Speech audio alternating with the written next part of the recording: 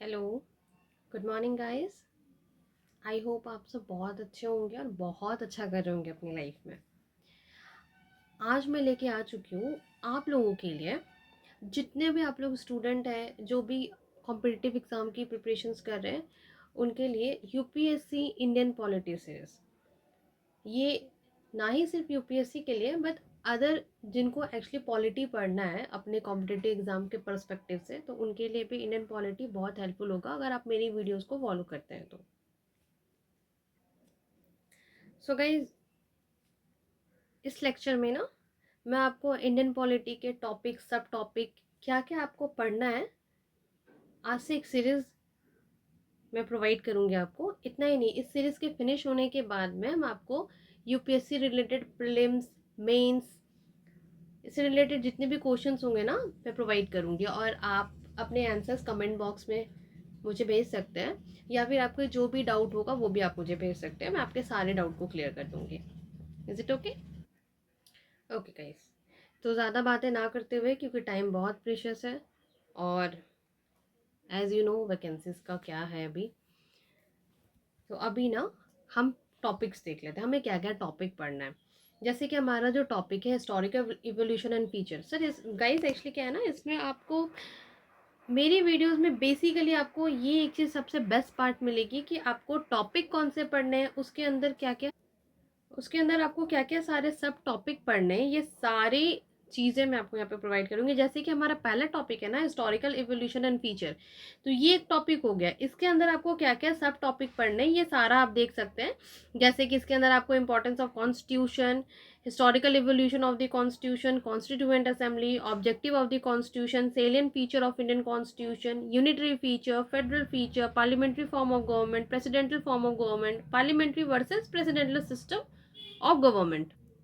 तो ये सारे टॉपिक्स जो है आपको इस पर्टिकुलर टॉपिक के अंदर पढ़ना है, ठीक है।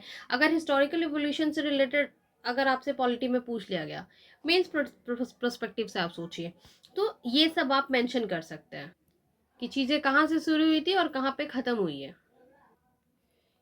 सो गाइज, ज़्यादा बातें ना करते हुए मैंने आपको लेके चलती हूँ हमारे टॉपिक की तरफ। तो पहला टॉपिक हमें पढ़ना है वो है importance of constitution. So importance of constitution में आपको सबसे पहले मैं बता दूँ what is constitution, why do we need a constitution and what is Indian constitution। ये एक बेसिक आइडिया तो आपको होना ही चाहिए कि हमें कॉन्स्टिट्यूशन क्यों चाहिए, कॉन्स्टिट्यूशन क्या है, और इंडियन कॉन्स्टिट्यूशन क्या है। क्योंकि हम इंडियन सिटीजन हैं तो हमें पता होना चाहिए कि इंडियन कॉन्स्टिट्यूशन क्या है। तो सबसे पहला जो टॉपिक है व्हाट इज कॉन्स्टिट्यूशन, इसमें आपको पता होना चाहिए कि constitution is a written document that lay down a set of rules and regulation. कहने का सेंस ये है मेरा कि कॉन्स्टिट्यूशन जो है वो एक रिटन डॉक्यूमेंट है जिसमें कुछ रूल्स, कुछ रेगुलेशन लिखे जो हमें, इवन आपको, ऑल ओवर इंडिया में सबको फॉलो करना है। ठीक है, ठीक है गाइज। सो अब जो नेक्स्ट नेक्स्ट टॉपिक है वो है why do we need a constitution. हमें कॉन्स्टिट्यूशन क्यों चाहिए? क्यों? To protect individual right, establish a framework for governance, as well as promote citizen participation. यानी कि हमें क्या करना है? प्रोटेक्ट करना है। सपोज दैट अगर मुझे कुछ करना हो, मेरा कुछ राइट है जो मुझे करना है, और कोई दूसरा आके उसे डोमिनेट कर रहा है, तो दैट इज रॉन्ग। ओके, तो उसे प्रोटेक्ट करना है। ठीक है। इवन अगर गवर्नेंस है, सो गवर्नेंस किस पाथ पे चलेगी, ये चीज है एक फ्रेमवर्क। और प्रमोट सिटीजनशिप का सेंस ये है, अगर गवर्नेंस है, ठीक है, अगर गवर्नेंस है तो उसमें हमारा क्या योगदान है, हमारा क्या पार्टिसिपेशन है, फर्स्ट ऑफ ऑल। ठीक है, तो वो चीज़ है कि हमारा पार्टिसिपेशन होना ज़रूरी है और हमारे पार्टिसिपेशन को प्रमोट करना भी ज़रूरी है। Now next topic is what is Indian constitution. Indian constitution क्या है? इंडियन कॉन्स्टिट्यूशन रिटन कॉन्स्टिट्यूशन है, लॉन्गेस्ट कॉन्स्टिट्यूशन है, and it took total 2 year 11 month 18 days.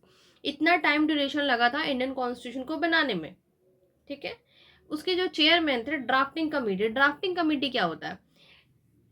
अगर कॉन्स्टिट्यूशन बना तो उसके पहले उसको कहीं रफ स्ट्रक्चर उसका रेडी किया गया, ठीक है, तो उसको ड्राफ्ट किया गया बेसिकली। ये समझ लीजिए। तो उसको किसने किया? डॉक्टर भीमराव अंबेडकर जी ने किया। तो ये नाम आपको अच्छे से याद रखना है, who is the chairman of drafting committee, doctor Bhimrao Ambedkar ji. So overall guys, आप लोगों को मैंने अभी एक बेसिक सा आइडिया दिया एक सब टॉपिक का, जो था हमारा importance of constitution. I hope ये टॉपिक आप लोग को बहुत अच्छे से समझ में आया होगा। इसमें अगर कोई भी आपको डाउट है, आप कमेंट कीजिए, मेरे वीडियोस के साथ साथ नोट्स बनाइए। इतना ही नहीं, अगर आपको कोई भी डाउट है, कोई भी हेल्प चाहिए, आप मुझसे कमेंट सेक्शन में बोल सकते हैं, मैं आपकी ज़रूर हेल्प करूँगी। अदर देन दैट, आप मेरी वीडियोस को फॉलो कीजिए, लाइक कीजिए, सब्सक्राइब कीजिए और इसी तरह मेरे साथ जुड़े रहिए। तब तक के लिए thank you, have a good day, see you soon.